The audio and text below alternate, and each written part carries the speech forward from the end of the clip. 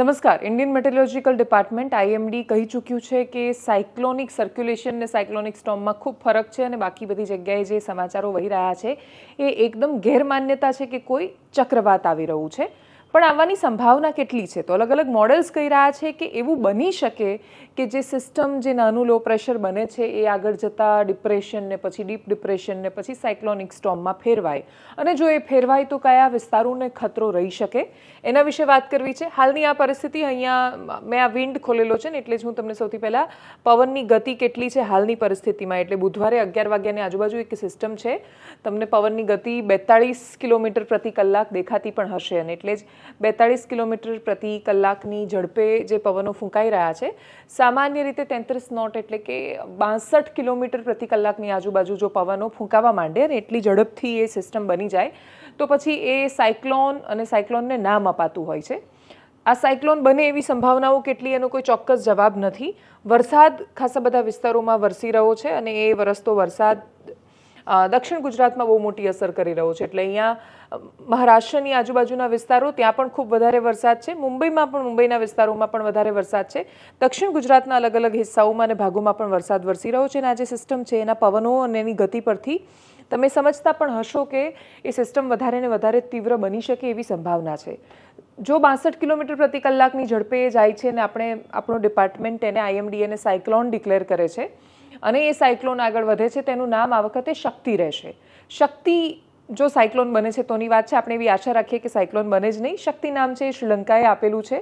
આપણા north Indian ઓશનમાં, આ north Hind મહાસાગરમાં જેટલા પણ સાયક્લોન બને છે, અલગ અલગ દેશો છે, યુએઈ, બાંગ્લાદેશ, શ્રીલંકા, ભારત સહિતના જે આ દરિયાકાંઠાને લગતા વિસ્તારોના જેટલા સંલગ્ન દેશો છે એનો એક હિસ્સો છે. આપણે ત્યાં WMO છે, જે વર્લ્ડ મેટેરોલોજીકલ ઓર્ગેનાઇઝેશન છે, યુનાઇટેડ નેશન્સ હેઠળ કામ કરતી સંસ્થા છે, અને અલગ અલગ હિસ્સાઓ છે, એના 5 ટ્રોપિકલ સેન્ટર છે જે સાયક્લોનની વોર્નિંગ આપતા હોય છે.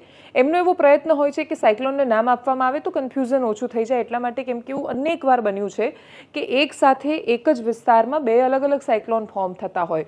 તો જો અહીંયા કોઈ સાયક્લોન ફોર્મ થાય છે ને એ જ વખતે અહીંયા બંગાળની ખાડીમાં પણ કોઈ સાયક્લોન ફોર્મ થઈ રહ્યું છે તો કન્ફ્યુઝન ન થાય, લોકોની સાથે બહુ સરળતાથી કમ્યુનિકેશન કરી શકાય, ને એટલા જ માટે દરેક દેશના વારા હોય છે, એ વારા પ્રમાણે એમાંથી જે નામ આવે એ ચૂઝ કરવાનું હોય છે.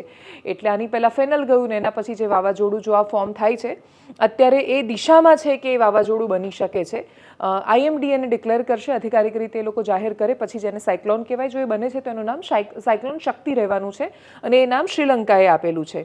જો આ સિસ્ટમ આગળ વધે છે તો આ સિસ્ટમ અત્યારે તમે અહીંયા મહારાષ્ટ્રની નજીક મુંબઈથી નીચેના વિસ્તારમાં રત્નાગીરી પાસે, ગોવાથી આ રત્નાગીરીનો વિસ્તાર અને આ મુંબઈ, ત્યાં આ સિસ્ટમ છે. આ સિસ્ટમ ધીરે ધીરે ડાયલ્યુટ થઈ જાય એવી પણ સંભાવનાઓ છે, કેમ કે અહીંયા જે પવનની ગતિ છે એના પરથી તમે સમજી શકશો કે ખૂબ વધારે વરસાદ તો લઈને આવશે મહારાષ્ટ્રમાં, અને પવન એ દિશામાં ફરી પણ રહ્યા છે.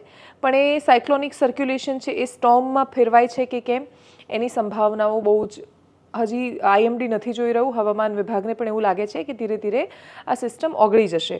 સિસ્ટમ આગળ વધી રહી છે, મુંબઈની સમાંતરે એ આવશે અને એટલે એ ધીરે ધીરે નબળી પડતી પણ દેખાઈ રહી છે. એ વખતે પવનની ગતિ કેટલી હોઈ શકે એ પણ આપણે સમજીશું, અને એના પછી ગુજરાત પર શું 23-24 તારીખની આજુબાજુ એ અસર કરે છે કે કેમ. વરસાદ ખૂબ તીવ્ર લઈને આવશે, કેમ કે સિસ્ટમ છે સાવ છૂટી નથી પડી ગઈ. એ સાયક્લોન બને છે કે કેમ ને પછી એને સાયક્લોનને શક્તિ નામ મળે છે કે કેમ એ ખબર નથી, પણ એ ખૂબ વધારે અસર લઈને આવશે ગુજરાતના દરિયાકાંઠાના વિસ્તારોમાં, સૌરાષ્ટ્રમાં, દક્ષિણ ગુજરાતમાં, અને આ અવસ્થા 23-24 તારીખની આજુબાજુ જ આપણને સ્પષ્ટતા સાથે ખબર પડશે કે આ સિસ્ટમ અહીંયાથી વિખેરાઈ જાય છે કે પછી એ આગળ જતાં ગુજરાતના હિસ્સાઓને અસર કરે છે. આ જે પરિસ્થિતિ છે હવે એને આપણે જો વિન્ડના સ્વરૂપમાં જોઈશું તો આપણને ખબર પડશે કે એ કેટલો તીવ્ર પવન ફૂંકાઈ શકે છે. અને પવનની સ્પીડ 50 કિલોમીટર પ્રતિ કલાક, 55 કિલોમીટર પ્રતિ કલાકની ઝડપ તો બતાવે જ છે.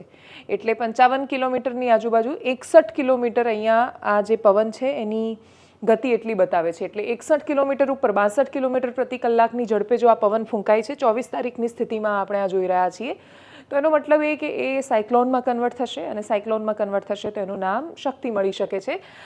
ગુજરાતના સૌરાષ્ટ્રના હિસ્સાને, દક્ષિણ ગુજરાતના હિસ્સાને તો એ ડેફિનેટલી અસર કરવા જઈ રહ્યું છે. રવિવાર સુધીમાં એ પરિસ્થિતિ શું નિર્માણ થાય છે એના પર નજર રહેશે. રવિવાર સુધીમાં તો 68 કિલોમીટર પ્રતિ કલાકનો પવન બતાવી રહ્યા છે. હું અહીંયા જોઈ રહી છું, અહીંયા 68 કિલોમીટર પ્રતિ કલાક આ વિન્ડ પવનની ઝડપ છે દેખાઈ રહી છે. સિસ્ટમ કઈ બાજુ આગળ જાય છે, એ ટકરાય છે કે પછી એ ડાયલ્યુટ થઈ જાય છે, એના પર પણ નજર રહેશે. રવિવાર સુધી આ સિસ્ટમ એક્ટિવ થતી દેખાઈ રહી છે અને એટલા જ માટે સૌરાષ્ટ્રમાં પણ 25-30 કિલોમીટરની ઝડપે તો પવન સામાન્ય રીતે પણ એટલો વધારે ફૂંકાઈ શકે. દરિયાકાંઠાના વિસ્તારોમાં દક્ષિણ ગુજરાતની નજીક પવનની સ્પીડ, પવનની ગતિ 40-50 કિલોમીટર પ્રતિ કલાકની આજુબાજુ હોઈ શકે છે. સોમવાર આવતા સુધીમાં પણ સિસ્ટમ આગળ વધી રહી છે અને સિસ્ટમ ઓમાન બાજુ આગળ વધી રહી છે અને એટલે જ જો આ સાયક્લોન બની રહ્યું છે, પ્રાઇમા ફેસી વિન્ડીનું મોડેલ જે છે એમની આગાહી એવું કહી રહી છે કે આ સાયક્લોન બનશે અને એ સાયક્લોન બનશે તો જે આપણે વાત કરી શ્રીલંકાએ આપેલું નામ શક્તિ એને મળશે. સોમવાર સુધીમાં આ સ્થિતિઓ સ્પષ્ટ થશે પણ સૌરાષ્ટ્રના કાંઠા વિસ્તારને અને દક્ષિણ ગુજરાતને અસર થવા જઈ રહી છે. એટલે આટલા હિસ્સાઓમાં તમે ક્યાંય પણ વસી રહ્યા છો તો આ સિસ્ટમ તમને અસર કરવાની છે. સાયક્લોન શક્તિ આવી રહ્યું છે અને આવી રહેલું આ સાયક્લોન શક્તિ સાયક્લોન હશે કે કેમ એની અધિકારિક જાણકારી માત્ર ભારતનો હવામાન વિભાગ આપી શકશે અને એટલે જ હવામાન વિભાગ જેવી એની જાણ કરે કે જાહેરાત કરે એટલે દરેક લોકોએ સતર્ક માત્ર એ રીતે રહેવાનું છે કે આપણને બધાને હવે કમનસીબે સાયક્લોનના અનુભવ થઈ ગયા છે. બિપરજોયથી માંડીને, વાયુથી માંડીને, તાવતેથી માંડીને અનેક સાયક્લોન પાછલા થોડા વર્ષોમાં આપણે જોઈ ચૂક્યા છીએ. શું કામ સાયક્લોન આપણે ત્યાં વધારે આવે છે એની પણ વાત કરી હતી. હિન્દ મહાસાગરનું તાપમાન છે બાકીના મહાસાગરોના તાપમાન કરતાં વધારે ઝડપથી વધી રહ્યું છે.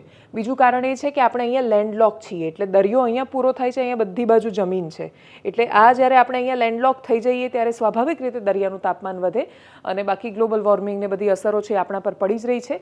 દરિયો જેમ જેમ ગરમ થવા માંડે, તાપમાન એનું વધતું જાય, સ્વાભાવિક રીતે લો પ્રેશર બનતા જાય ને લો પ્રેશર બને ત્યારે એ સાયક્લોનને લઈને આવે. સાઉથ વેસ્ટ મોન્સૂન આપણે ત્યાં આવતું હોય છે. આ સાયક્લોન જશે ને એની અસર પૂરી થશે એના પછી આપણને ચોમાસાની અસલી અસરો છે એ ખબર પડશે. બાકી એના પહેલાં દક્ષિણ ગુજરાતના વિસ્તારોમાં તો પૂર આવી ગયું અને નદીઓ બે કાંઠે વહી હોય એવી તસવીરો મે મહિનામાં સામે આવી છે. એટલે આવું બહુ જ રેર કેસમાં બનતું હોય છે કે ભર ઉનાળે ડાંગમાં ચોમાસા જેવો માહોલ સર્જાઈ જાય. તો એ ઓલરેડી દક્ષિણ ગુજરાતના અનેક વિસ્તારોમાં થઈ ચૂક્યું છે. સૌરાષ્ટ્રમાં પણ ખૂબ વધારે વરસાદ વરસી રહ્યો છે અને 25 તારીખ સુધી, 26 તારીખ સુધી તો એ વરસાદ વરસવાનો જ છે. તો આ પરિસ્થિતિ છે સાયક્લોન શક્તિની જે સંભવતઃ સાયક્લોનમાં કન્વર્ટ થઈ રહ્યું છે અને આ બધું જ્યારે થઈ રહ્યું છે, નામ શું કામ આપવાને બહુ જ મહત્વનું છે કેમ કે અહીંયા પણ એક નાની સિસ્ટમ બની રહી છે જે મોટે ભાગે સાયક્લોનમાં કન્વર્ટ નહીં થાય પણ આવી સ્થિતિનું જ્યારે પણ નિર્માણ થાય એટલે અહીંયા પણ એક નાનું પ્રેશર બની રહ્યું હોય, અહીંયા પણ એક સાયક્લોન હોય ત્યારે માહિતી આપવામાં, કમ્યુનિકેશન કરવામાં કોઈ તકલીફ ન થાય, બધું ભેગું ન થઈ જાય, આની માહિતી અહીંયા ન, અહીંયાની માહિતી અહીંયા ન પહોંચી જાય એટલે નામકરણનો કન્સેપ્ટ છે ને એટલે દેશોએ અલગ અલગ નામ આપેલા છે.